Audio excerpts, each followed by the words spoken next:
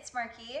I just wanted to show you my favorite thing about this 9-in-1 veggie chopper, and it would be this part right here. This is the actual little slide that you can insert the different blades into. It does come with 6 different blades, which I love. You have so much versatility. You have graters, you have shredders, and then you have kind of the more julienne slicers.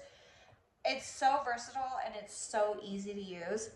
So all you do, you can see right here, this has this little lip right here.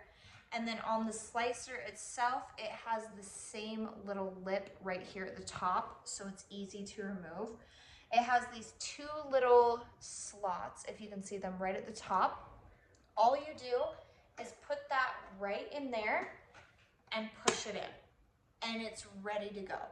And it catches everything in the bottom, so you can just take it out. If you're doing everything all together, you can leave it all in as like a vegetable medley, whatever you're trying to do.